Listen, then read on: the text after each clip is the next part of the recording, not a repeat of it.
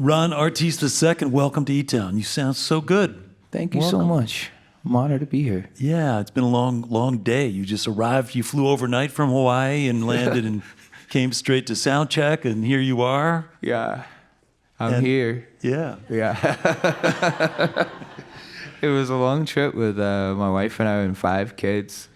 And originally I was talking to the team here, and I was like, oh, don't worry, I get in at like 7:30 in the morning. And then this morning I was reminded that that's when I landed on my layover in Phoenix. And then we connected here. What? We're here. We just made it in time. Yeah.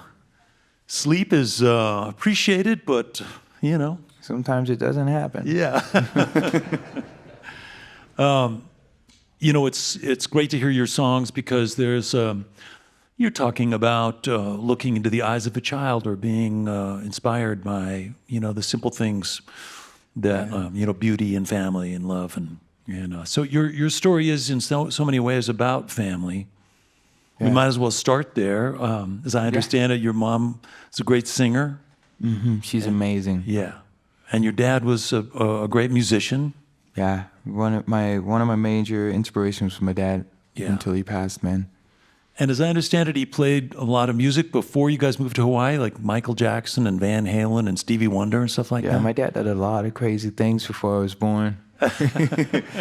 And yeah, and then just as life would have it, you know, he went through a lot of things in his music career, and he was also an artist. He did a lot of visual art. Yeah, visual portraits was his favorite thing to do. And then he met my mom, and wow, man, they fell in love. And long story short, there's 11 of us. Yeah. Yeah. Wow. So, and was I right that your first musical thing was a family band? So with 11 kids, you know, there's going to bound to be some good ones in there who can pick. Well, it's, you know, it's a really funny thing, music, because when I first started piano, I was really, really small, and that was sort of the instrument I bonded over with my dad. And I feel like everything exists in the piano. You know, you have rhythm, you have harmony, you have melody. It's all there. And I just fell in love with it. And until my 13th birthday, when my parents came home from a garage sale with a guitar. Another garage sale guitar story, okay. Yeah, something about those garage sale guitars, man. It just, I got that, and there went the rest of my childhood. I would sit in the corner with that guitar every chance I got. I would forget to shower for days on end. And yeah, a little oversharing there. Yeah. But well, it's Hawaii. You're outdoors a lot. Yeah, you could jump in the ocean, shake it off for a moment. You know? Who were you listening to all those years when you were a teenager, just completely obsessed with guitar? Oh man, everyone. Yeah. So my gauge for something I would listen to would be an artist where you could feel all of them in their expression of the art. Meaning, I wasn't looking for a virtuoso person to listen to. I wasn't looking for like a crazy person to listen to. I was looking for something that, if you heard it come on, it would move you instantaneously. And it didn't have to be just guitarist. It would be Charles Aznavour, for instance, is a singer from, I think, Quebec. And he sang the song La Boheme. And as a kid, that just like shook me. Like, here's one guy on a stage with a microphone and a handkerchief singing his heart out. I don't understand a word, and I'm crying. Wow. You know? Wow. And then, of course, Stevie Wonder, just like, I mean, his whole catalog is just insane. Right. Pavarotti, Sting, even Bob Marley as a guitarist was really, really interesting to listen to. B.B. King, Hendrix, the list goes on. Yeah. Yeah. And you, obviously, did you play music with your siblings once you're getting good at this and figuring it out? You're saying, hey, you want to play bass or you want to... So I was that obnoxious sibling. I didn't like parties. I didn't, you know, like hanging out. I never dated. I was just like an undateable kind of person. If I was invited to a party, I'd love to talk either music theory or chess or things of that nature. And that didn't really go over well with girls. You know, I think some people call them nerds. Some people call them just late bloomers. Yeah. I think I was full on nerd, and I'm kind of proud of it. My wife's happy. You know, Hawaii is a really small place to have old girlfriends, and I didn't have any, so it's good. So I think growing up for me and inside of music was, I always heard this interesting thing from my dad. People argue about a lot of things, and my dad and we argued a lot about music theory. I know that's the theory you'd argue. the theory, music theory, Yeah. like the rules, if you will, of the inner workings of making music. And I kind of think it's like any student kind of gets wrapped in this little cage of like, you learn all the rules, if you will, of music, and then you've like, how many ways can I express myself within those confines? And one day my dad was discussing with me, he's like, I want to put this chord next to that chord. And I said, you can't. And he's like, you can't? What do you mean I can't? You're going to restrict my art form? And I was like, well, if you're playing, for instance, in the key of A minor, B flat major doesn't exist. You can't put it there. And he's like, well, does it sound good? And I was like, that's besides the point. And that would be the argument, folks. And I remember one day, my mom didn't know what to do with us. We were at the top of our voices, and we were losing it. And one day my dad shouted out, he said, Ron, it's called music theory, not music law. And I think that was the moment where I was like, my dad was like, light bulb, I see a light bulb. That's and cool. I'll never forget that day Yeah. because it was the moment where I sort of started into this journey of, and I talk about this a lot sort of in masterclasses and stuff, it's like, you have to learn all of these rules and then you have to throw them away.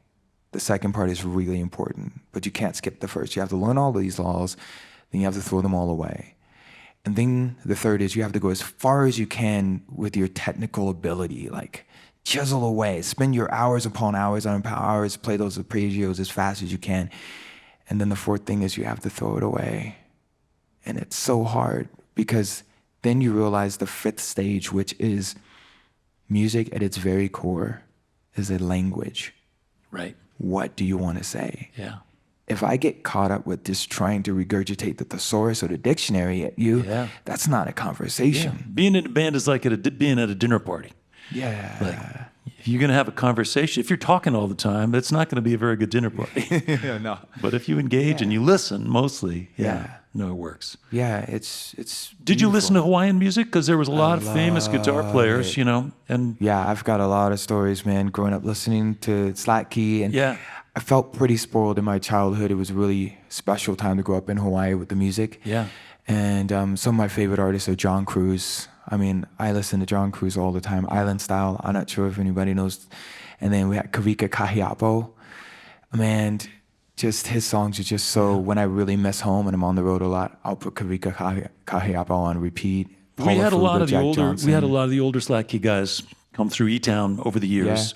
George Kaumoku and Ray Kane and Cyril Pahanui and Gila Beamer and Man, the Pahanui family. Yeah. I knew like 4 members of the family. yeah, Bala Pahanui was a very, very close friend of my father's. that's really cool. He was around a lot. It's one of the most unusual names you might give your child. Yeah. Blah. Yeah, Bla Pahanui. But he lived up to it, man. He was a party dude. He was a lot of fun. Hey, in case you're just tuning in, you're listening to eTown. I'm here with Ron Artis II. We have heard some of your songs. You know, obviously, these are personal stories. Is it ever hard for you to share these personal stories on stage? Some of the songs you write, or you know, come from the heart. That's your style. Yeah.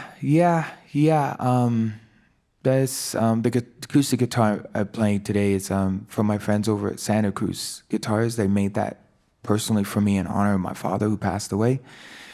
I lost my dad in 2010. We were really, really close. Yeah. And it was a really unexpected heart attack. And that changes things, man. I mentioned earlier I'm one of 11 kids. And parents were married for over 30 years. And you wake How up. old was your youngest sibling when your dad died? Wow. I think she was 4. Yeah. Yeah. And I'm the second oldest. I have an older sister, and I did what a lot of guys try to do, right? You just try to fill those shoes right away. You just try to pull yourself together, just push through. You just got to do this. Help your mom. Yeah, yeah. And then one day you run right into this brick wall that says stop running. And yeah, I ran into that twice really hard. And the second time was after I was married. We had a few kids, and we went on a trip to New Zealand. New Zealand, beautiful country, by the way. And we went there to celebrate Christmas. And I didn't know that when you get off the plane, cell phones don't work there.